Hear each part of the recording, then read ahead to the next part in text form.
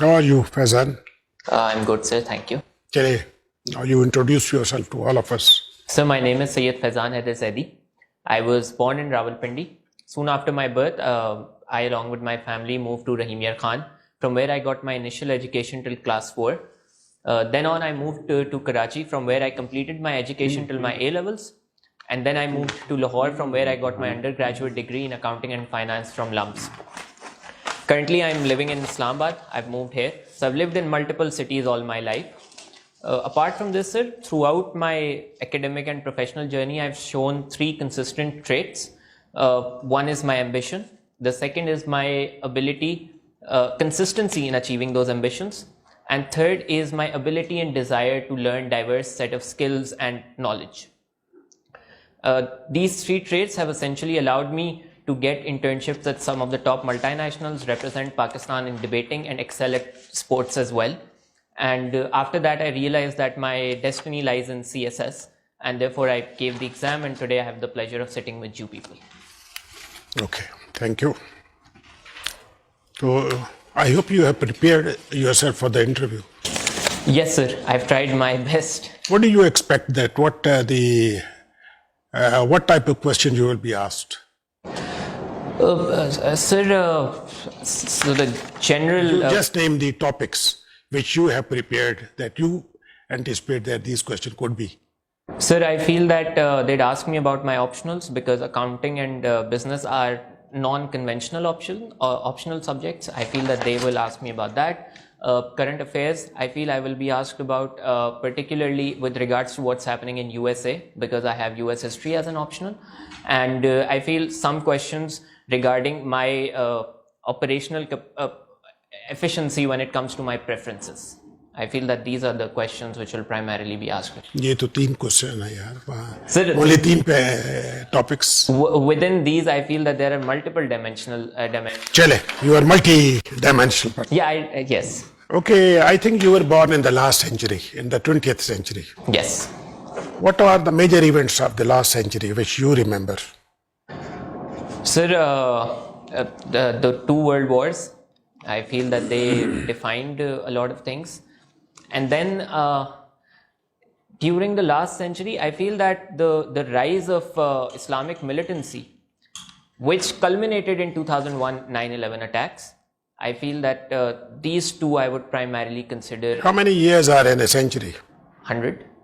So you start from 1901 Yeah. and you conclude 2000. 2000. It's a huge Yes. time.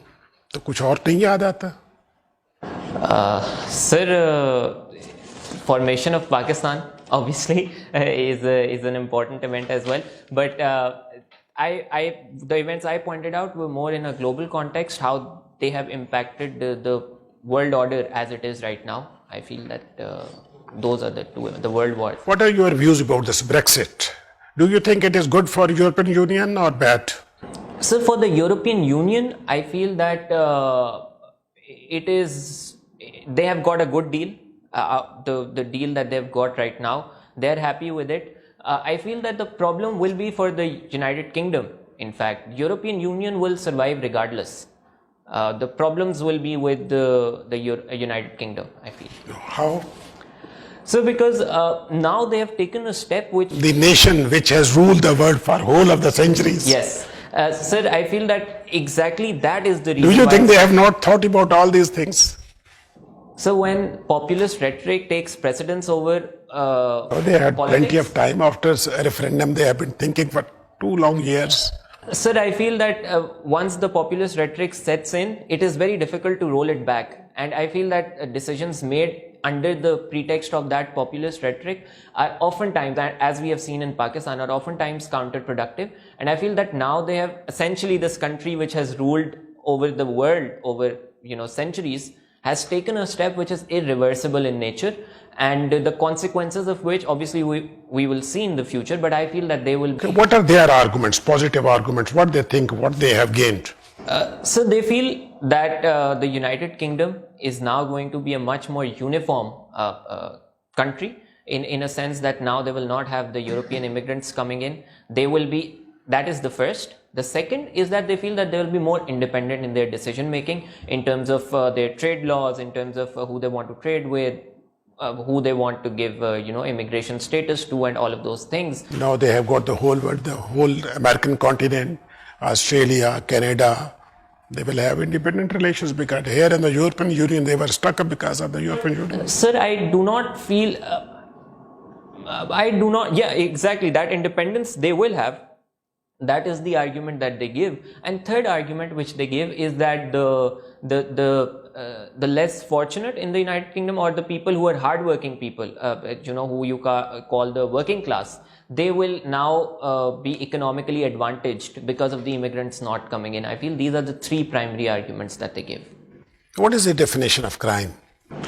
So crime is an act or omission which is contrary to the laws which have been stated, and when a moral value is codified in the constitution or in a law and then it is broken, it becomes a crime. How do you see the future of democracy in Pakistan? Sir, I feel that the future of democracy is bright. I feel that we are living in times where any other option other than democracy will be very hard to justify and to implement. You say that it will be good, but on what ground you are saying? So I'm saying that because we are no longer living in the 1900s. We have a free media. We have an educated civil society, a civil society which is willing to stand up on certain principles, not all principles, but still certain principles they're willing to stand up on. And the third, I feel that now, after 3 consecutive transitions of power, the people have had a taste of political participation. Particularly over the last 10 years, the political participation has increased. And so now people are no longer ignorant about how their country is being run or who's running the country. How do you assess the performance of this government for the last 2.5 years? Sir, I feel that this government has the benchmark that it set for itself has not been met. Undoubtedly, it has not been met. But despite that, there are positives to look into as well.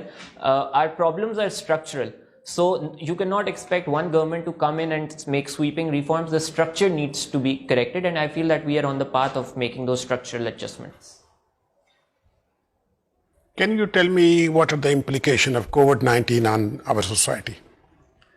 Not economic side, social side. Social side. Sir, first, I feel that what I've noticed in my personal capacity is now the sense of family, which was slowly deteriorating, has again sort of come up, because children who were excessively, going to schools, colleges, universities, jobs, they've got time to spend with their families. And in my personal capacity, I've seen that is a positive thing which has happened.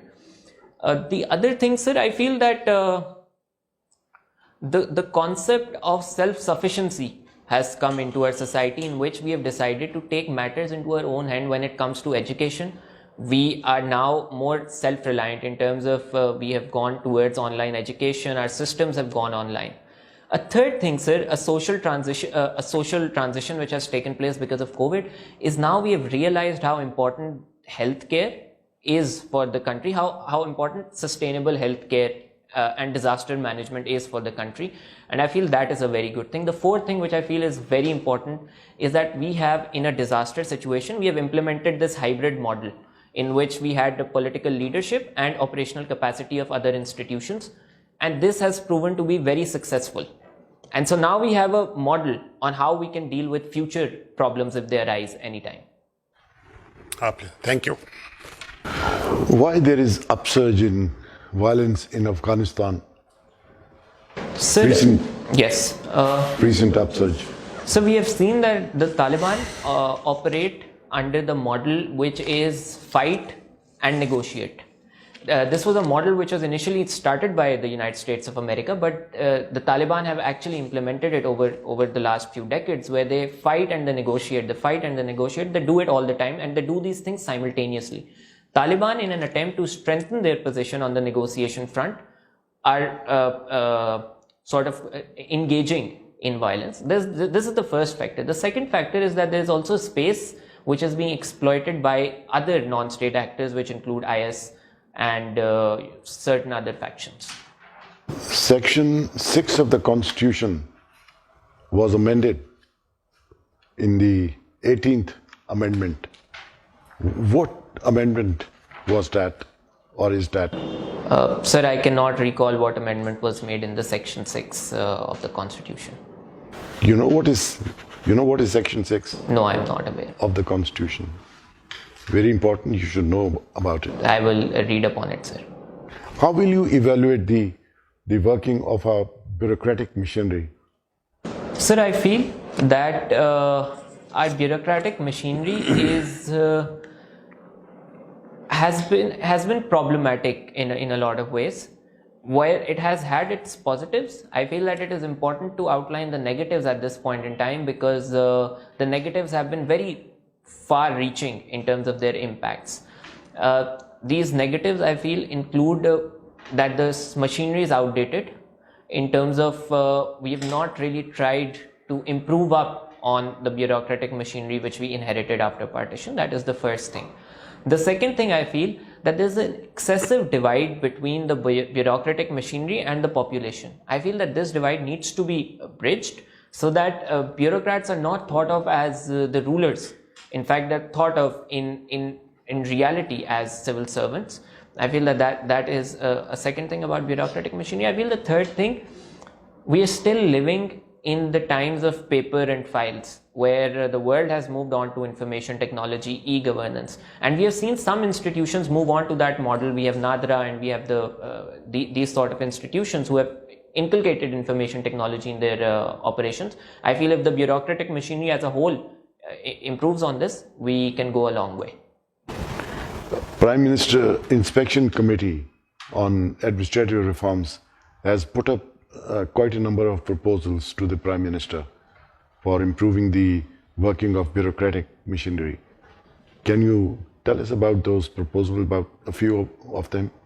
Sir, so from what I had read up on and from what I remember, the first one was some reforms were regarding recruitment, in which it was argued that people who select groups in which they want to go into should give the exams of the optional subjects with regards to the group they want to go in. So if someone wants to go into the police service, they should have criminology. If someone wants to go into foreign service, they must have international relations. That is one of the reforms.